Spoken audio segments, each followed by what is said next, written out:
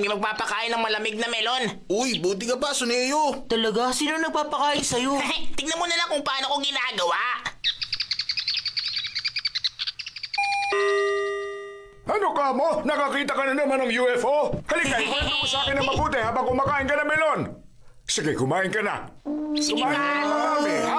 Sige na. Nakakatakam naman yun. Mga 8:30 po siguro yun ng gabi. 8:30 ng gabi. Sigurado kong gabi yun, ano? Opo, 3 liwanag na kulay orange. Yung lugar, saang lugar mo ito nakita? Sa may pagliko sa kanto ng tindahan ng sigarilyo. Mula northwest papuntang southeast. Gaano ito kalaki? Gaano kataas at gaano rin kabilis? Ay nako, sayang naman! Hindi mo nakuha ng picture! Kailangan palagi kang magdadala ng camera. Sige po, sa susunod sigurado may picture na. Pag nakapagdala ka ng magandang picture, bibigyan kita ng allowance. Sige pa! Mahilig sa UFO ang taong yon. Bilib ako sa'yo, Suneo. Hindi nga, nakakita ka talaga ng alien? Ano ka ba, Nobita? Gawa-gawa ko lang mga sinabi ko, no? Oh? Magkwento ko lang ng UFO at mauumali siya. Papakainin ka pa niya sa sobrang saya niya. Ganun pala yun. Pag napasaya ko siya, siguradong papakainin niya ako. Hindi magandang ginagawa ni Suneo, Doraemon! Tama ka! Talagang hindi maganda! Totoo, tingin mo rin, Doraemon? Bakit hindi niya agad tayo sinabihan? May libre palang melon! Huh? Dali, mag-picture na tayo! Uy, ano ka ba? Kukuha ka talaga ng mga peking pictures? Ano sinasabi mong begging pictures? Totoong UFO ang kukunan ko, no? Talagang may kilala kang alien, Doraemon? Saan manggagaling ang UFO na yun, ha? Saan nga ba? Saan bang mas malapit? Kung sa Mars kaya? Merong UFO sa Mars, Doraemon? Hindi, wala. Gagawa pa lang sana tayo. Ano ba yan? Sabi na nga ba, peke yan eh. Anong peke? Ipapagawa natin sa Martian yung UFO, Nobita. Ano? Sa Martian? Sa tingin mo ba, Doraemon, may Martian talaga? Wala. Pero gagawa ko ngayon. Teka, hindi ba pandaraya yan? Patapusin mo muna kasi ako. Makinig ka. Kahit maliit lang ang Mars, may hangin at tubig naman dito. At saka may moss na tumutubo malapit sa polar cap. At magagamit natin ang moss na yun, Nobita. Heto! Evolution Degenerate Light Gun! Iset mo lang ang evolution distance dial sa pinakamataas na level nito at matatapos ang 1 billion evolution ng 10 araw. At ang moss na yun magiging Martian. Pwede mong kontrolin ang evolution habang pinapanood sa monitor na to. Para naman makagawa na rin agad ng UFO ang Martian. Ipadala natin to sa Mars gamit ang rocket na to. Sindihan natin.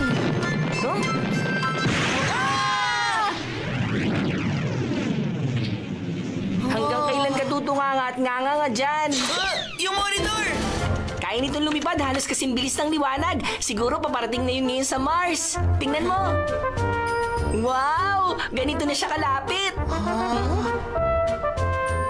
Ayos, maglalanding na siya. Okay kaya mag-land dito? Retro fire!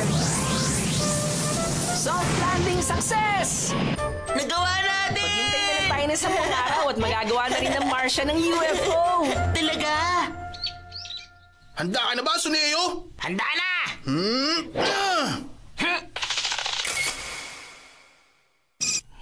Anong nangyayari? Gusto mong tingnan?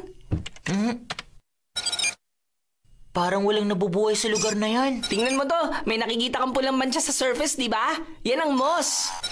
Yan ba? Oo nga, mukhang gumagalaw. Nagsisimula na siya magkaroon ng laman na parang muscles. Kaya lang, sa ngayon, sa hangin at sikat ng araw pa lang siya nagre-react. Magandang improvement yan. Ngayon, ano na susunod na plano? Plano ko muna kasing patuyuin ng lupa gamit ang mainit na hangin galing sa rocket. Mamamatay sila!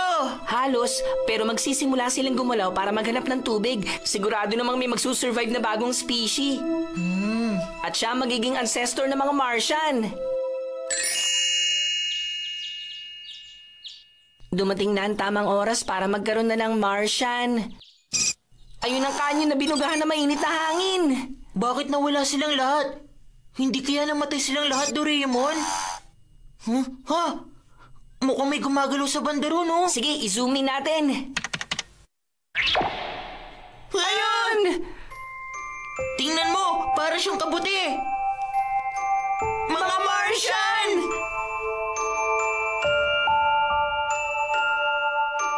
Nabubuhay sila sa pagkain ng lumot. Nagtitipon sila at namumuhay ng magkakasama. Ito lang ang simula ng primitive society sa Mars! Tapos gagawa sila ng UFO na dadalhin sa Earth. Nagawa natin, ang galing! Huh? Nagsimula na rin sila makagawa ng lugar na mukhang village. Gumagawa sila ngayon ng field para magpatubo ng lumot na pagkain nila. Hindi naman sa hindi ako naniniwala sa'yo, kaya alam mo ka talaga itong laruan eh. Sabi na nga ba eh. Kung ganon, sa susunod, mag-picture tayo ng mas mukhang totoo. Nabubuo ng pamayanan nila. Nagsimula na rin dumami ang populasyon nila at magkaroon na naglalakihang gusali. Sunod, UFO na! Tingnan mo sa may bintana. Mukhang may mag-amang nakadungaw. Para may tinuturo siya at mukhang may sinasabi.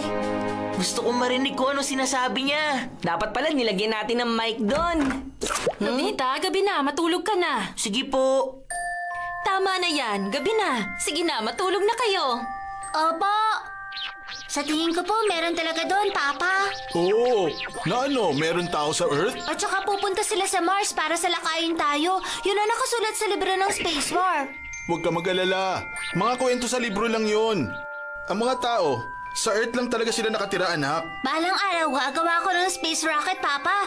Para ma-explore ko ang planetang Earth. Oo, siguradong darating ang panahon na yon, anak. Tulog na mahimbing.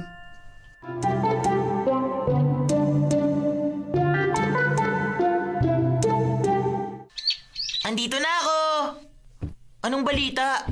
Ayun, wala pa rin lumilipad eh. Pero nakasampung araw na. Naiinip na ako sa paghihintay. Matagal-tagal na rin tayo hindi nakakanood ng TV. Manood tayo para maiba naman. Oo nga, tama. Sakto, UFO Ranger na palabas! Isa itong bagong yugto sa kasaysayan ng ating lahi. Sa ilang saglit lang ay masasaksihan natin ang isang hindi malilimutang pangyayari. Oras na para lumipad. Hanggang kong iyong tagumpay. Tunghayan natin, sa wakas, ang unang hakbang sa pagtungtong ng ating lahi sa kalawakan.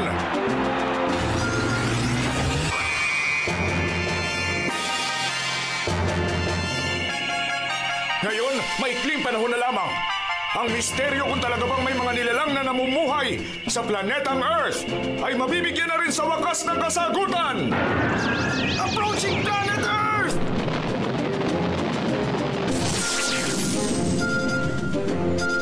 Oh!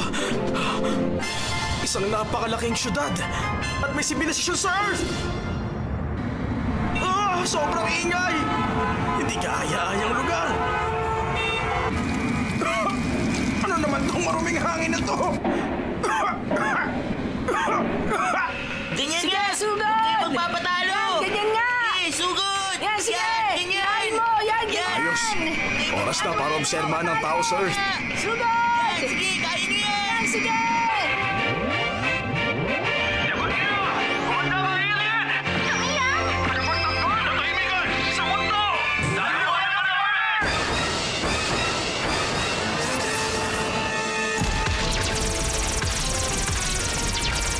Huwag kayo magpapatalo! Ganyan nga! Huwag Kain kayo mo yan! magpapatalo! Sige, laban yan!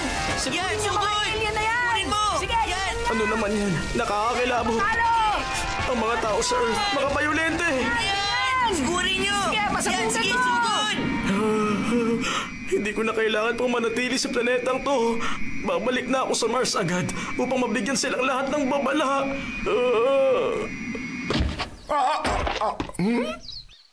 Sandali lang, ano kaya ito? Hindi ba UFO na laruan ito? Gamitin ba naman ito para makakuha ng mga peking picture? Sa tingin mo ba malaloko mo ako, ha? Tingnan mo, may UFO! Yay! Nakunan ko! Nagawa Sa wakas natin! na nagumpay tayo sa paggawa ng totoong picture ng UFO! Ang galing! Bakit may ganong klaseng nakakakilabot na nilalang sa Earth? Di natin alam, baka pagdating ng panahon, salakayin nila tayo. Baka hindi talaga ligtas ang manirahan malapit sa Earth. Lumipat na tayo sa planetang malayo sa Earth.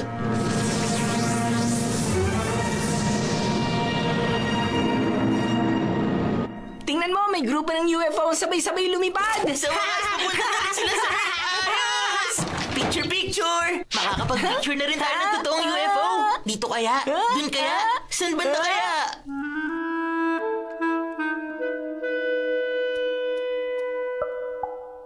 Walang dumating.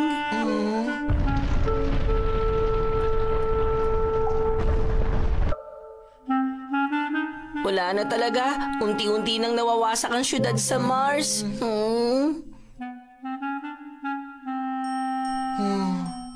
Parang nauwi lang din sa wala ang lahat. Oo, mukhang ganun na nga. Maniwala po kayo! Totoo na po talaga to ngayon, Mr. Renban. Ay, nako! Sa tingin ko, niloloko niyo na naman ako eh! Talaga pong nakita namin yan!